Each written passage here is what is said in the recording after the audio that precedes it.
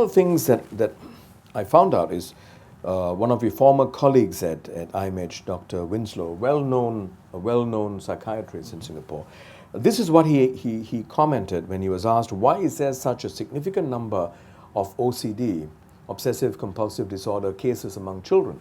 Right? And this is what he said, and I quote him, "I do think that our national psyche of wanting to be perfect does contribute to high OCD figures here. Even our school system relies more on getting the right answer than on the creative thinking process.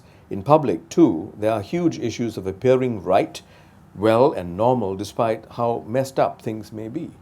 So, I mean, this is his opinion, of course, and I'm sure many parents would feel the same way. I, as a parent, I also feel that there's undue amount of stress. But then again, parents are parents, we fuss. But Saba, you highlighted earlier on your concerns about children going through stress. Yeah. Your children are not really children at this point in time. They are early 20s, yeah. But they are your children. Yes, they are my children. Sorry. Yes, I've passed that stage.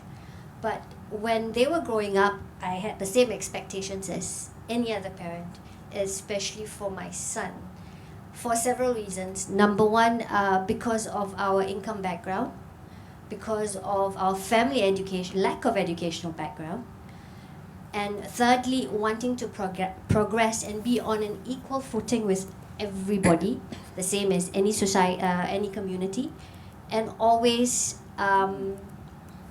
wanting to have more.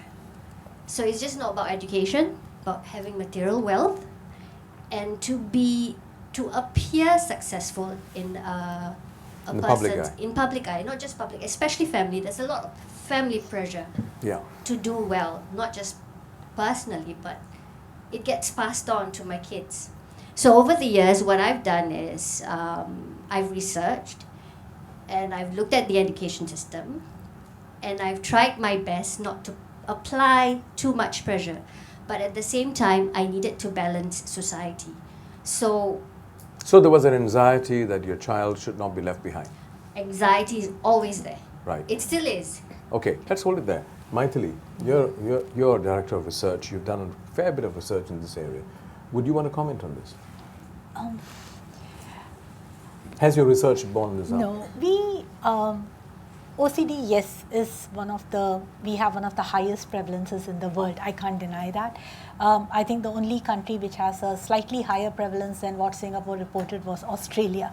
And that is why I kind of hesitate to say very strongly one way or the other, because again, our opinion of Australians is that they are generally laid back people. They are not so stressed about things as we Singaporeans very are. Surprising, yeah. So surprising that Australia should have a slightly higher prevalence than even us. So I think there are multiple factors. Genetics is important. Cultural factors do come into play. We can't deny that. But I think that's a small part of it. I think genetic factors would be much more important in OCD as what some other studies have shown, which could play a role in that. Can I kind of chip in here?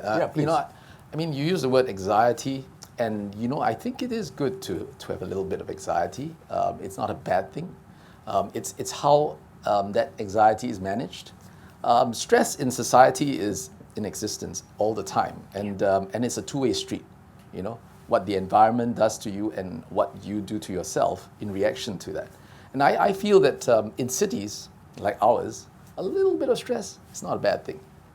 But the question is managing it. But Daniel, I don't think we're talking about a little bit of stress here. I think we're talking about, if it's a little bit of stress, we won't be having this discussion. I think there's something more than that, more than a little bit of stress. Fair point. What I'm trying to say is, we need to know who can handle what amount of stress, and how we currently have a system where we give everybody a kind of a very even layering of stress, which I think some of the kids would not be able to handle. What we need to be able to do is identify what kids can take, and that really takes, it's again two-way street. You need people to know the children well and to be able to provide that support. So I'm not entirely sure that we could say that this is a highly stressed society. For some, it is.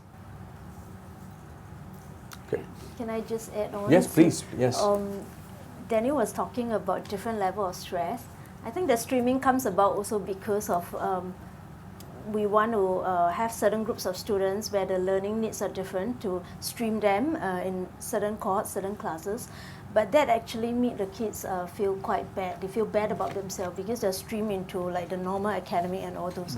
So that doesn't quite. And at a very young It solved age. one issue, but it actually there's another issue rises. Yeah.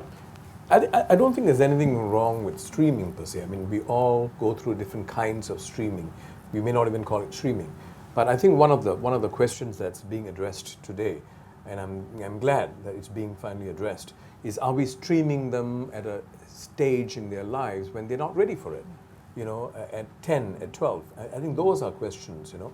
But whatever it is, I mean, there are stresses that we are facing, our children, and parents are facing on behalf of the children sometimes, quite often in fact, right? And whether parents themselves can cope with that, and whether you're passing on that stress to your children.